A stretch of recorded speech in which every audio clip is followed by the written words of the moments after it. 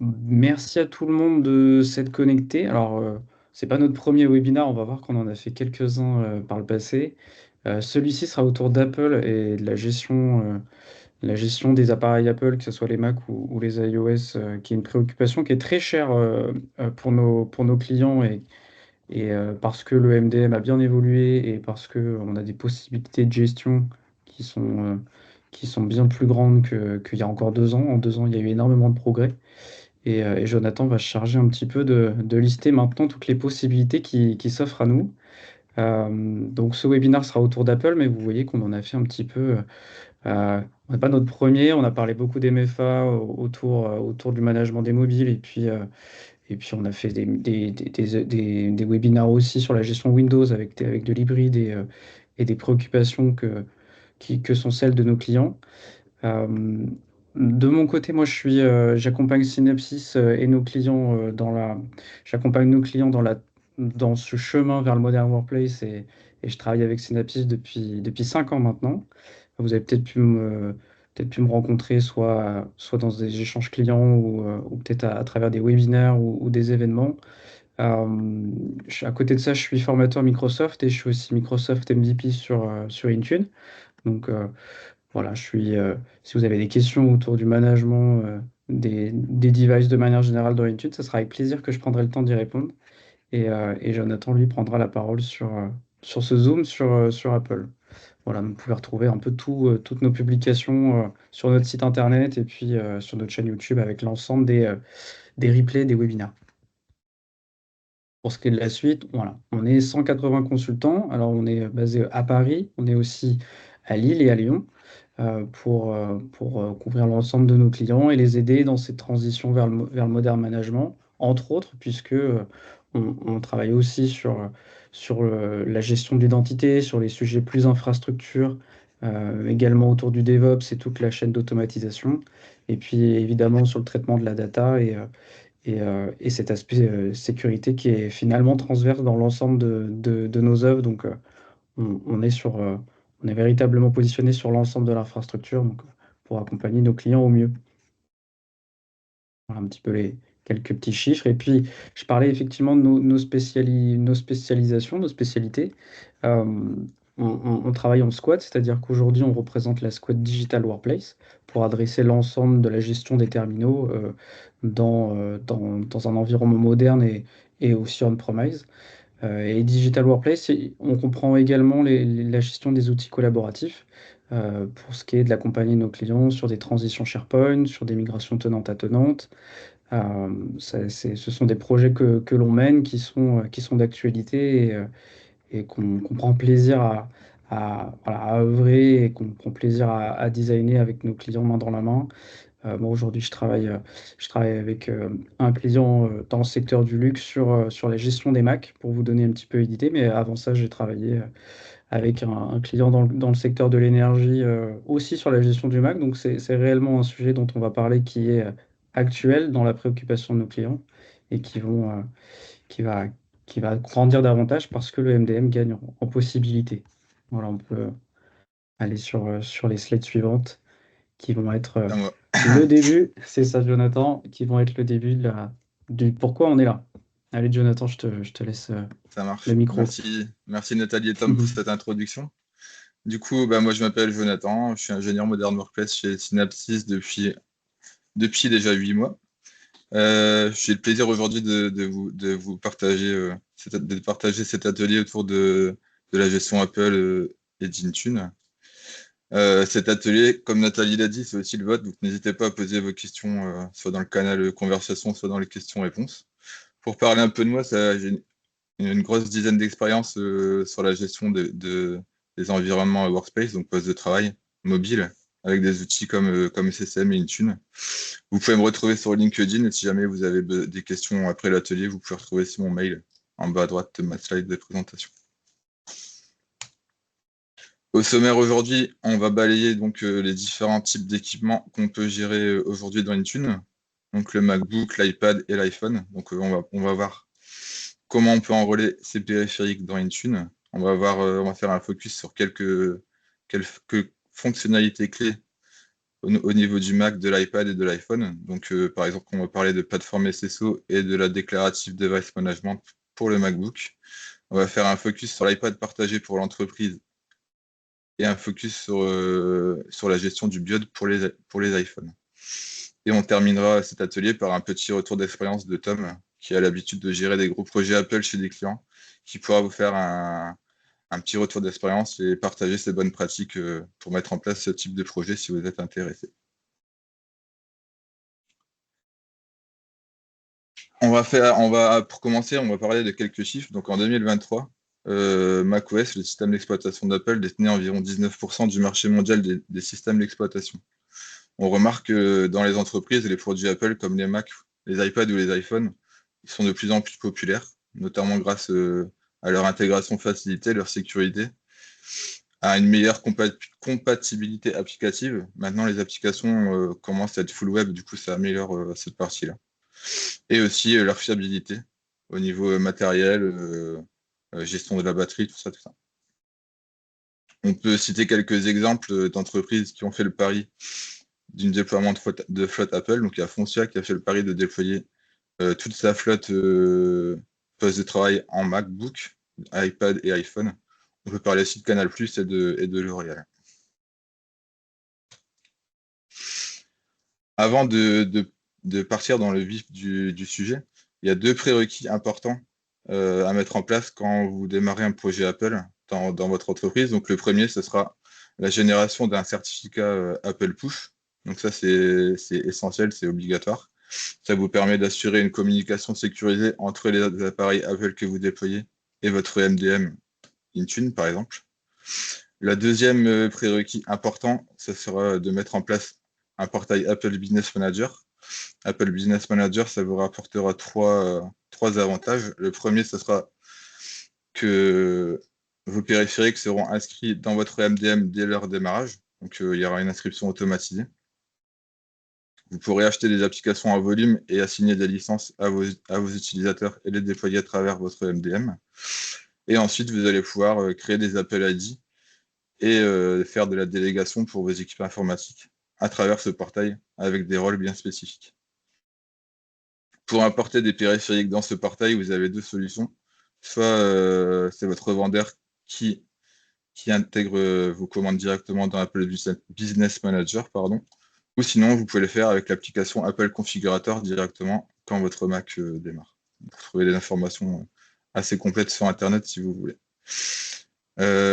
J'attire juste une petite attention sur ces deux produits-là. En fait, c'est des tokens qui se mettent en place entre ces deux parties-là et Intune, et ces tokens sont à renouveler tous les ans. Donc, il faut y penser quand on met en place ce type de choses.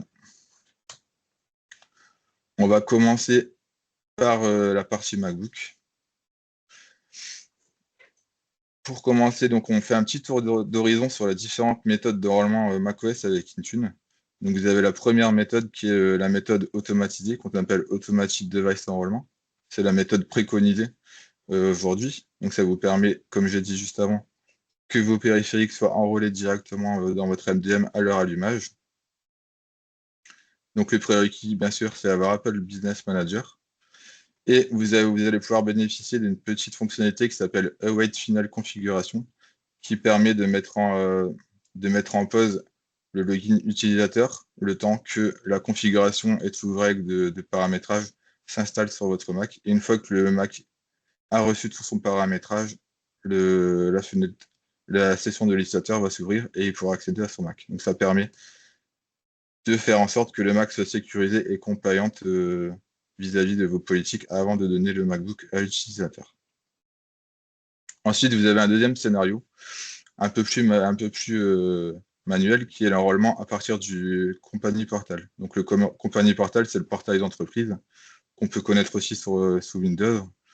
Donc l'utilisateur lance le portail d'entreprise, se connecte avec son compte Entra ID, installe le profil de gestion, et là vous avez votre MacBook qui est inscrit dans le MDM. Vous avez une petite partie Corporate Identifier, c'est en fait, vous allez devoir intégrer tous les numéros de série de vos MacBook dans Intune pour qu'ils soient reconnus en tant que périphériques corporate, sinon ils seront reconnus en tant que périphériques personnels. Vous avez la troisième méthode qui est un peu plus chiante, mais qui existe. C'est si jamais vous ne voulez pas mettre en place Apple Business Manager ou que vous ne voulez pas pas configurer toutes les exigences liées à Apple Business Manager, vous pouvez toujours utiliser la méthode qui s'appelle le direct enrôlement. Vous créez un profil de gestion directement sous Intune, vous l'exportez sous un format .config et vous l'installez directement sur le MacBook en mode manuel. La solution existe, mais ce n'est pas celle qui sera préconisée versus les deux premières. Et ensuite, vous avez pour le mode BIOD, un enrôlement aussi via le portail d'entreprise, mais sans la partie corporate identifier, c'est-à-dire que si vous inscrivez votre MacBook via le portail d'entreprise, il sera reconnu comme personnel et vous pouvez affecter des stratégies différentes s'il est personnel ou s'il est corporate.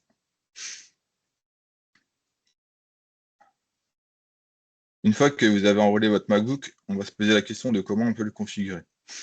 Donc, il y a trois façons de configurer son MacBook au sein d'Intune.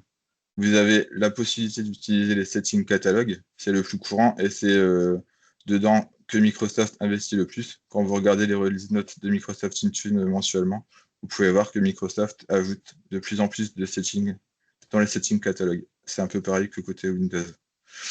Vous pouvez utiliser aussi les templates, c'est la petite capture d'écran sur la droite, mais c'est plus pour du spécifique. Par exemple, l'ajout d'un certificat, l'ajout d'un profil Wi-Fi, l'ajout d'un profil de VPN. Vous pouvez utiliser des scripts shell pour de la personnalisation custom, si jamais vous ne trouvez pas votre bonheur dans ces deux types de catégories. C'est toujours possible d'utiliser des scripts shell. Aussi, vous pouvez créer des profils custom grâce à un outil qui s'appelle Imazing Profile Editor. Donc dedans, vous pouvez créer des profils pour des logiciels comme Google ou autres. Ça va vous générer un fichier avec une extension playlist que vous pouvez intégrer directement en custom, comme vous voyez la petite flèche sur l'écran. Et donc ensuite configurer par exemple Google Chrome sur votre MacBook. Si vous voulez faire du hardening sur le MacBook, il y a deux référentiels qui existent, donc sur le CIS et sur le NIST, qui vous donnent les bonnes pratiques de hardening pour le MacBook. Donc on peut citer quelques exemples de règles de hardening qui sont l'activation des mises à jour automatiques, désactiver toutes les sortes de sharing qui sont mis en place dans le MacBook, et par exemple l'activation des gatekeepers ou du firewall. Donc vous pouvez retrouver les guides assez facilement sur les sites des deux organismes suivants. Et pour terminer, macOS met à disposition un petit utilitaire qui s'appelle Mac Evaluation Utility, qui permet de faire un scan de la configuration de votre MacBook et selon les recommandations d'Apple, vous dira si votre MacBook est compliant, s'il reste des actions à faire ou s'il n'est pas du tout compliant, versus le paramètre recommandé par Apple. Donc vous pouvez voir un petit exemple ici sur la droite, avec les différentes catégories et les différents statuts des paramétrages de votre MacBook. Donc c'est un outil assez intéressant qui vous permet de voir si la configuration que vous avez mis en place est correcte versus les préconisations d'Apple. Pour la gestion des mises à jour, donc côté Apple, vous avez deux types de mises à jour. Vous avez une mise à jour majeure par an, donc ça correspond à une mise à jour de l'OS, donc par exemple passer de macOS 14 à macOS 15. Et vous avez plusieurs updates mineurs, donc plusieurs fois par an, environ une fois par mois, qui correspondent à des mises à jour de sécurité mensuelles. Vous avez la possibilité de reporter jusqu'à 90 jours l'installation de ces deux types de mises à jour. Donc vous pouvez faire un peu comme des rings sous Windows, créer des rings avec des populations différentes et décaler l'installation des mises à jour selon vos besoins. Si vous avez besoin d'améliorer l'expérience utilisateur pour ces mises à jour, parce que l'expérience utilisateur Apple peut ne pas correspondre à vos besoins, vous pouvez utiliser un petit add-on qui s'appelle Nudge. C'est développé par la communauté, c'est assez bien fait. Et donc, vous pouvez voir la petite fenêtre à droite. C'est ce que vous pouvez avoir avec Nudge et qui ajoute une couche d'expérience utilisateur supplémentaire pour la gestion des mises à jour. Donc, c'est intégré à toutes les docs sur le site de Microsoft. C'est assez simple à mettre en place et ça vous permet d'améliorer l'expérience utilisateur. Puis je rajouterais que Nudge est vraiment customisable de bout en bout. Donc si vous voulez effectivement modifier du texte, on peut également définir je dirais la fréquence d'apparition des fenêtres. On peut vraiment aller très loin dans le design de Nudge et c'est un outil qui est comme l'a dit Jonathan, très très apprécié dans la communauté et qui marche en très bonne combinaison avec les settings MDM. Node est juste là pour notifier l'utilisateur, il ne drive pas les updates, mais il, voilà, en tout cas, il rajoute une couche de notification. Les notifications Apple sont peut-être un peu discrètes pour certains clients Mm. et on a envie de mieux communiquer avec les utilisateurs à travers Nudge. Surtout je pense surtout pour les populations VIP ou ce genre de Ouais, personnes. ouais, ouais. Pour l'ensemble des utilisateurs, c'est vraiment Mm. un outil qui est reconnu pour bien s'intégrer, pilotable facilement à travers MDM. Donc, un must-have pour certains clients et on vous invite à regarder si ça vous convient. Et peut-être même les notices bulletins peuvent vous convenir, mais c'est très bien d'avoir en tête ce petit outil. Pour la gestion des administrateurs locaux, je sais que c'est un sujet dans bon nombre de contextes. À ce jour, actuellement, il n'y a pas d'équivalent à Microsoft Labs pour macOS. C'était l'outil Microsoft Labs, pour ceux qui connaissent pas forcément, c'est l'outil de gestion des administrateurs locaux sous Windows. Actuellement, il n'y a pas d'équivalent pour macOS. Microsoft a mis à disposition une bibliothèque de scripts pour gérer cette partie-là temporairement. Donc, vous allez pouvoir créer un administrateur local, le supprimer, downgrader un en utilisateur standard, pardon, et déchiffrer le mot de passe du compte admin local pour pouvoir s'y connecter. Donc, vous avez le lien du GitHub juste en bas. On vous enverra la présentation à la fin, où vous pouvez retrouver ce type de scripts et qui peuvent temporairement répondre à vos besoins si jamais vous en avez. Une fois que vous aurez configuré tout votre notebook, vous allez peut-être vous poser la question comment déployer mes applications. Il y a plusieurs types d'applications, on va le voir ici. Donc, le premier type d'application, c'est les applications qu'on appelle line of business. C'est aussi une expression que vous pouvez retrouver côté Windows. Donc, c'est des applications customisées ou développées par votre entreprise. Pour pouvoir être déployées par Intune, il faut que ces applications soient signées par un certificat de développeur Apple pour des questions d'intégrité et de sécurité. Juste la petite chose à retenir, c'est que la taille maximale pour ce type d'application, c'est 2 Go par application. Ensuite, vous avez les applications DMG, c'est une image disque, on peut comparer ça à une image ISO côté Microsoft Windows. Donc ça, c'est à utiliser si vous avez des installations simples pour lesquelles il n'y a pas besoin de customisation. Vous mettez le DMG, il va s'exécuter et l'installation sera réalisée avec succès. Si vous avez besoin d'aller un peu plus loin, vous pouvez utiliser le mode PKG, donc c'est le format d'installation natif macOS. Et grâce à ce mode d'installation, vous allez pouvoir utiliser des scripts de préinstallation et de post-installation.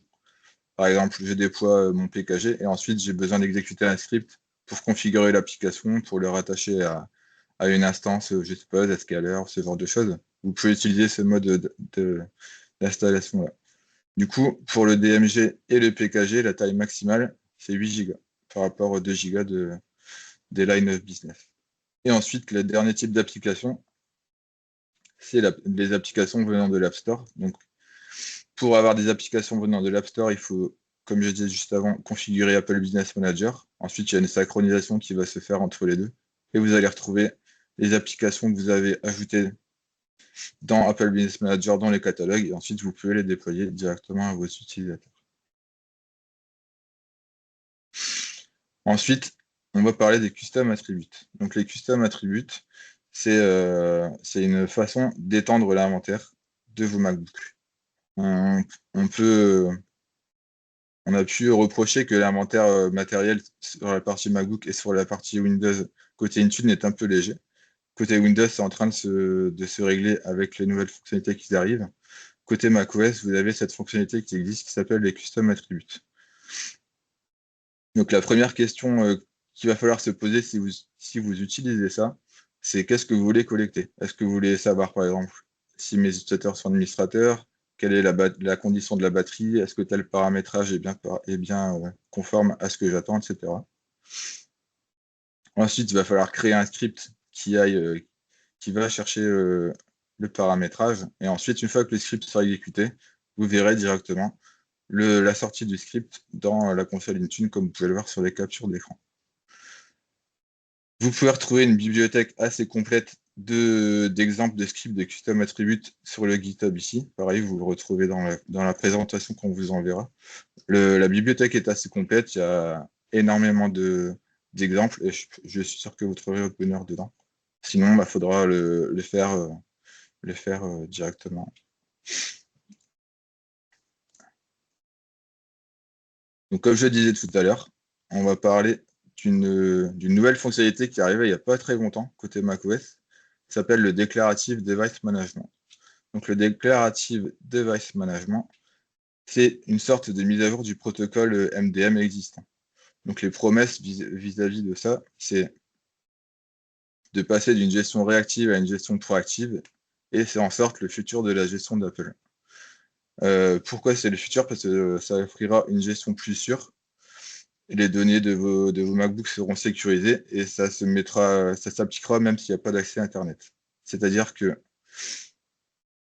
que, par exemple, si vous mettrez un paramétrage à une certaine valeur, si cette valeur change, la machine va détecter son changement d'état et va réappliquer le paramétrage sans devoir aller questionner son serveur de gestion. Donc la machine est autonome et proactive dans sa gestion et n'a plus besoin d'aller contacter le MDM s'il y a un changement d'état de celle-ci. Vous avez pour l'instant différents paramétrages accessibles via le déclaratif de management. Donc vous avez la partie mise à jour. Donc par exemple, je vais forcer telle version d'OS sur telle population. Vous avez la partie passcode pour gérer la conformité du mot de passe. Et vous avez la partie extension Safari et gestion du disque. C'est un catalogue qui est mis aussi à jour régulièrement. Et du coup, c'est vraiment le futur et c'est vraiment ce que Apple va pousser dans les prochains mois.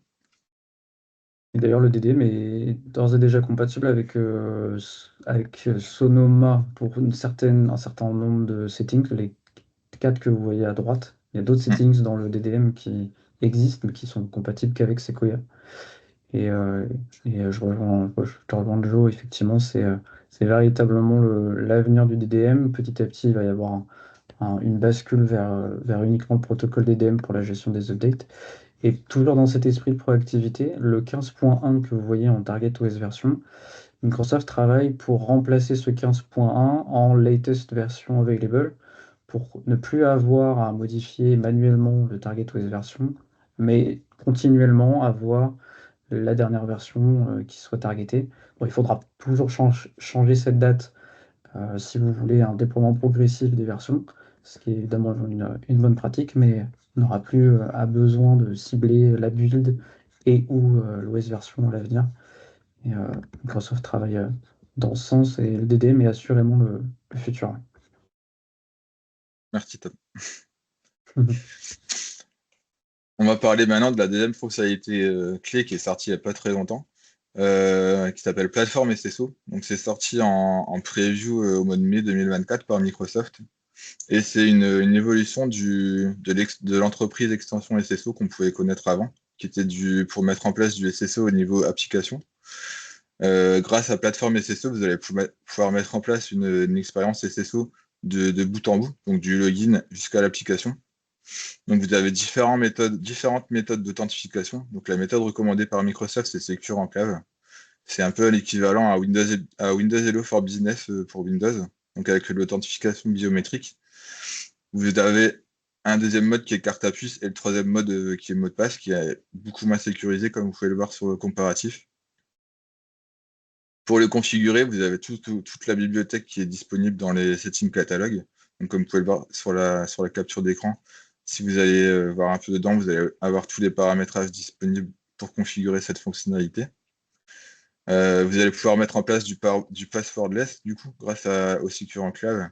Et ça répondra du coup aux enjeux Zero Trust qui peuvent survenir dans vos besoins. Une fois que vous aurez mis en place la stratégie sur votre MDM et que vous l'aurez déployé sur les MacBooks, votre utilisateur va recevoir un petit pop-up comme celui en bas à gauche. Il devra s'inscrire, entrer son compte et son mot de passe Entra ID, suivre le process d'enregistrement et ensuite il récupérera ses tokens SSO et l'expérience utilisateur est assez bien faite et tout est assez transparent au niveau de la connexion. Du coup, je ne sais pas si Tom, toi, tu as eu l'occasion de déployer ce genre de configuration auprès de tes clients, mais je ne sais pas si tu peux nous en dire deux mots.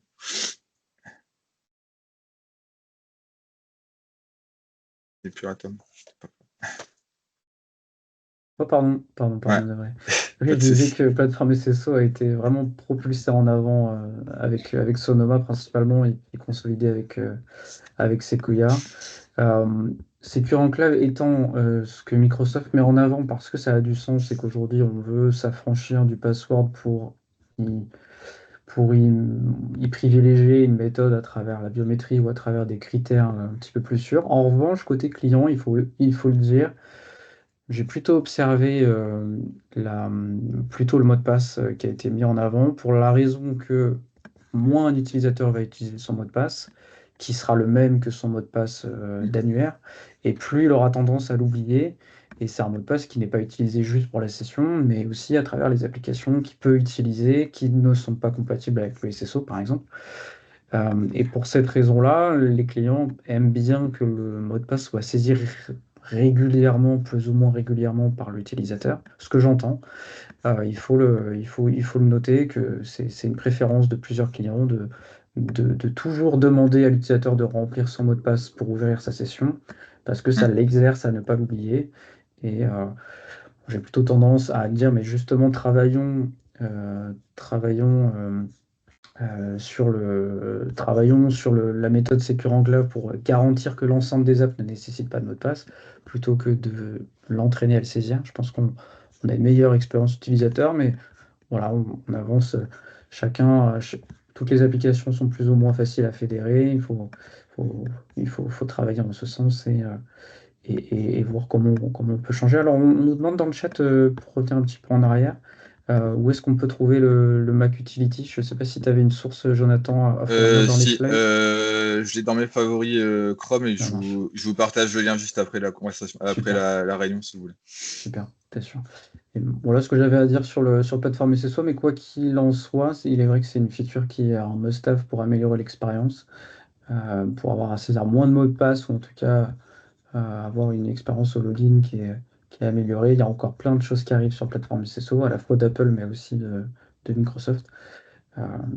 Affaire à suivre, mais je vous invite à aller essayer la plateforme SSO. C'est une techno qui est très stable et Mm. qui aujourd'hui a fait ses preuves chez trois de nos clients sur l'année qui vient de passer. Donc, c'est vraiment un sujet d'actualité sur cette gestion-là. Ça marche. On en a fini sur la partie MacBook. Je sais pas si tu as d'autres questions dans le chat ou si on peut continuer. On peut continuer, mais si vous souhaitez revenir sur certains Ouais, sujets là, n'hésitez pas. n'hésitez pas à écrire et on fera à la fin peut-être un récap par rapport à ça, mais on peut avancer. Ouais. Ça marche. Du coup, on va continuer sur la partie iPad et iPhone, pardon. Donc, les méthodes d'enrôlement pour iOS et iPad sont sensiblement les mêmes que côté MacBook. Donc, vous avez la méthode Automatic Device Enrollment qui nécessite les mêmes prérequis que la partie MacBook. Vous pouvez aussi bénéficier du Await Final Configuration qui permet de bloquer l'utilisation du périphérique le temps que les stratégies s'appliquent. Vous avez aussi la partie compagnie portal enrôlement. Donc, je vois qu'il y a une petite coquille dans les prérequis, il y a un copier-coller qui est pas bon. Du coup, c'est pas un MacBook avec un port USB, c'est le compagnie portal qu'il faut. Ensuite, vous avez la partie Apple configurateur où là, vous pouvez configurer les périphériques manuellement en les connectant avec un port USB sur votre MacBook et l'application Apple configurateur sur macOS. Et vous avez la partie BIOD où on reviendra juste après. Vous avez un nouveau mode d'enrôlement qui s'appelle Web Based Device Enrôlement qui va simplifier un peu les choses si jamais vous voulez mettre en place du BIOD. On va faire un petit focus sur une fonctionnalité qui est, je pense, pas très connue ou déployée sur les iPads. Vous pouvez mettre en place ce qu'on appelle les iPads partagés pour entreprise. Donc, c'est la possibilité d'utiliser un iPad partagé pour accéder au service Microsoft 365 pour plusieurs utilisateurs. Donc, ça va vous aider dans la réduction des coûts parce que plusieurs utilisateurs pourront utiliser le même appareil sécurisé, l'identité et les données sont sécurisées et vous pouvez aussi bénéficier du SSO. Donc les prérequis pour utiliser ce mode de gestion, donc il faut une version d'OS bien spécifique, donc iPadOS 13, on a la version 16, donc je pense et j'espère que votre flotte est avec un OS supérieur, donc avec 32 Go de stockage. Il faudra fédérer Apple Business Manager et Entra ID pour pouvoir que les utilisateurs puissent utiliser leur identifiant Entra ID pour se connecter sur l'iPad. C'est bien là l'intérêt. Du coup, il y a quelques impacts possibles. Si vous voulez, je pourrais vous les dire juste après. Et donc, c'est utilisable uniquement avec la méthode automatique device deployment, donc comme on a vu juste avant. Grâce à ça, en fait, une fois que l'iPad sera enrôlé, vous aurez une petite fenêtre de connexion à Entra ID. L'utilisateur devra utiliser son compte Entra ID pour se connecter à l'iPad et il aura un environnement totalement sécurisé et une expérience utilisateur assez sympa pour pouvoir se connecter au service Microsoft 365 notamment. Et donc, vous pouvez mettre en place du SSO pour faire d'autres applications si nécessaire aussi.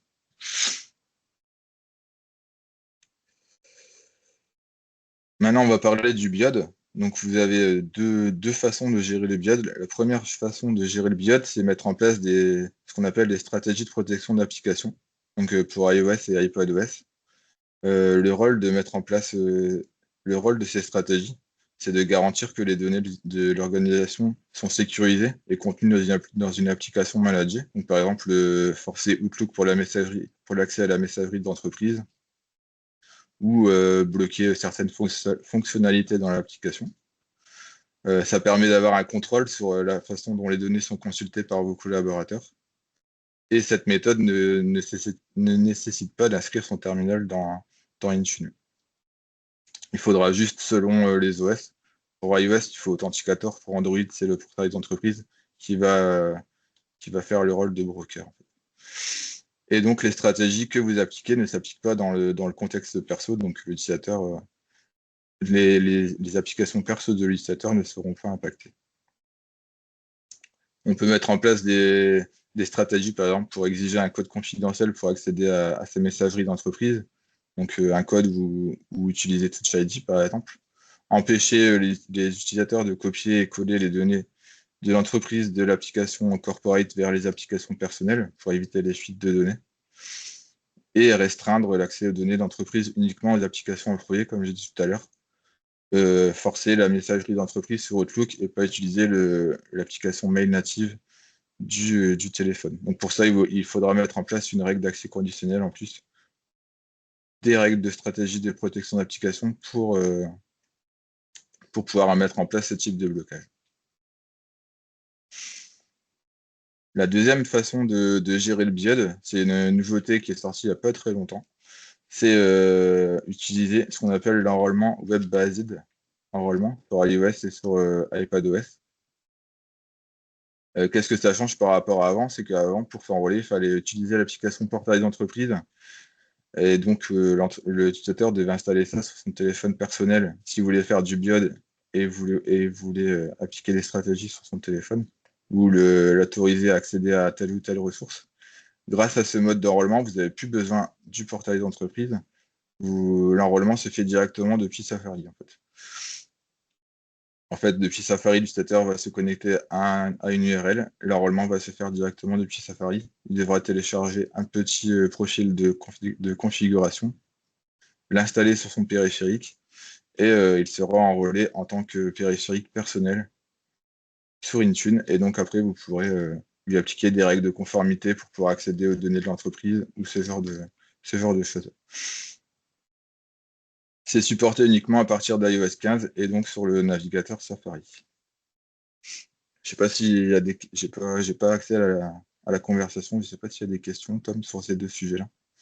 Non, on peut avancer Non? et voilà, Ok, s'il faut, on parlera, je pense que je ferai une petite note à la fin sur le management des ok, appareils personnels. Et puis, si vous ça avez des marche. questions, on y reviendra bien sûr à la Ok. toute fin. Du coup, j'en ai fini de faire le tour de tout ça, de MacBook, iPad, iPhone. Donc si jamais vous avez des questions, on est à l'écoute. Et du coup, Tom, c'est à toi. Du coup, Ouais, pour bah, donner un peu ton retour transition. d'expérience sur tout ça. Alors, ce que Merci je peux beaucoup. dire avec plaisir, merci Joe pour la présentation. Je pense qu'on a vraiment couvert techniquement ce qu'on pouvait aujourd'hui réaliser nativement avec le MDM. Alors, pour ceux qui ont eu la roadmap, un petit peu de Microsoft d'ailleurs, elle est un petit peu trouvable sur Internet ou sur certains sites, mais la roadmap à venir sur l'année qui arrive est conséquente sur la gestion des Mac. Ça va dans le sens des 2 dernières années.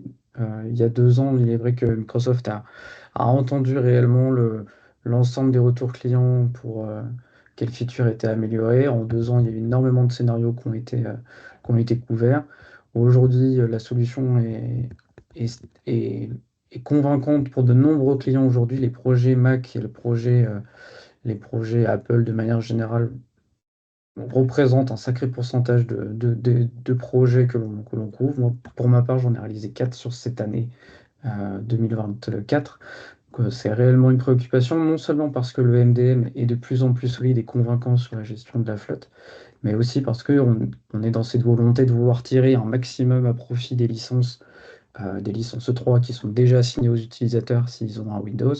On se dit qu'ils ont déjà la licence pour gérer des Mac et les clients le comprennent que la solution est de plus en plus solide et de plus en plus convaincante. Donc, je dirais cette corrélation d'événements montre que voilà, drive un petit peu l'ensemble des projets et c'est pour ça qu'on a une augmentation, je dirais, exponentielle des projets de gestion des Mac chez nos clients. Pour revenir sur la gestion des Mac, en effet, alors Sequoia est encore un petit peu à stabiliser sur certains points, mais pour ce qui est de la gestion des Mac, on a vraiment une gestion pleine de l'appareil, que ce soit au niveau du management des updates, au niveau du management applicatif. Il y a notamment des améliorations sur le management des applications qui vont venir sur le premier Q1 de l'année prochaine. Tendez l'oreille, on aura des améliorations. Mais pour ce qui est notamment des mises à jour d'EDM, je vous invite réellement à aller chercher et se documenter sur ce protocole-là qui est déjà présent sur Windows pour une fonctionnalité qui est le PM, mais qui est réellement un avenir sur la gestion de la flotte. Si vous n'avez pas encore migré les policies d'update sur DDM, je vous invite à aller au moins le faire sur une population pilote, un petit peu à voir à quoi ressemble l'expérience.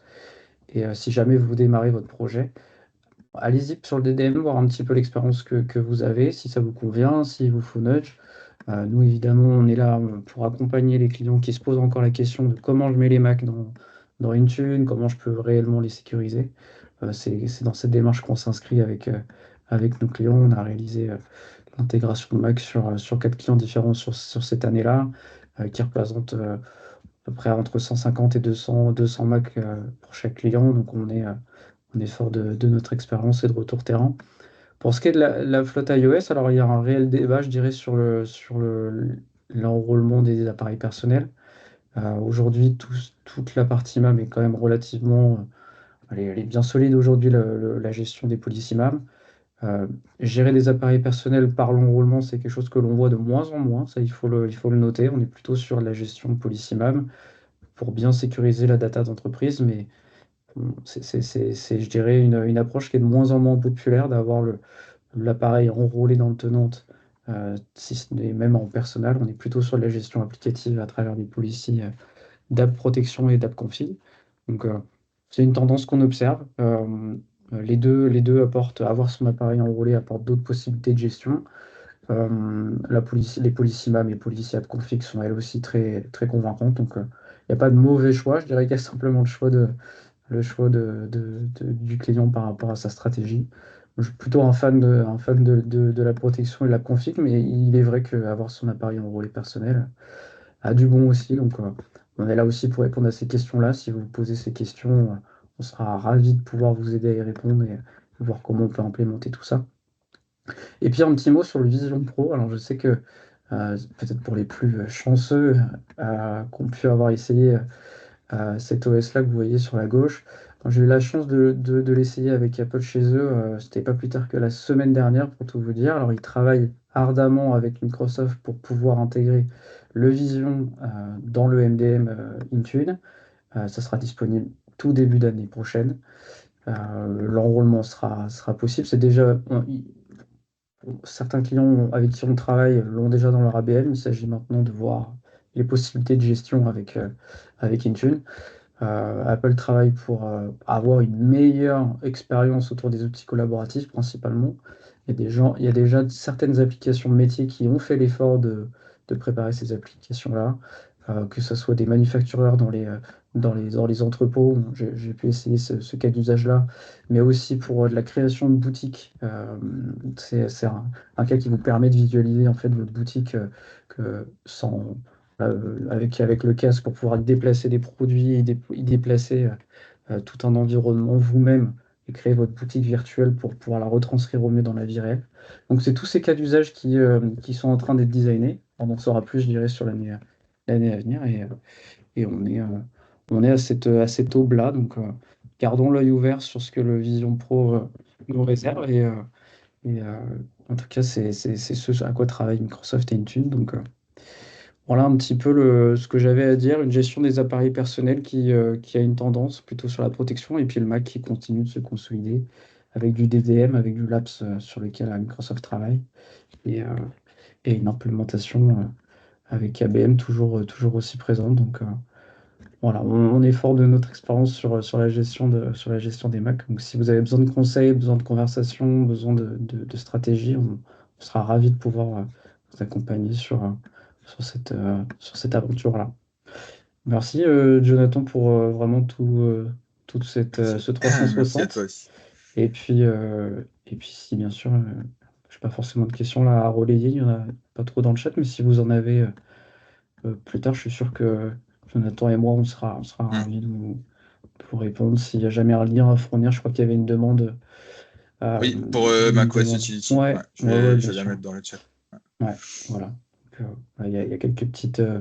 Il y a un petit message notamment pour une prise de contact pour voir un petit peu ce qu'on peut faire sur un sujet d'enrôlement. Donc, on se rapprochera de vous. Je pense que c'est Nathalie notamment qui fera le lien. Mais voilà, ça sera avec plaisir qu'on puisse échanger. Mm. Merci. Jonathan, est-ce que tu peux, s'il te plaît, mettre la slide de l'enquête avec le QR code? Merci Oui. beaucoup. Donc, du coup, si vous souhaitez recevoir pardon, la présentation, donc le support, hein, les slides, n'hésitez pas juste à scanner le QR code et nous le mentionner dans l'enquête. Voilà, comme ça, on vous fera parvenir la présentation par mail dans les jours à venir. Et si vous avez besoin de plus d'informations, si vous souhaitez aussi prolonger l'échange avec un expert ou avec une personne voilà, chez Synapsys, ce sera aussi l'occasion de le mentionner dans l'enquête. Donc, merci beaucoup. Mm. Merci Tom, merci Jonathan pour Ouais. cette présentation. Merci à Et toi. j'espère que j'ai été claire. Ouais. Puis restez connectés parce qu'on a un bel agenda qui se prépare pour 2025 au niveau des sessions. Donc restez connectés sur notre site et on se retrouvera sans doute l'année prochaine. Exactement. Merci tout le monde Merci pour à votre temps. tous.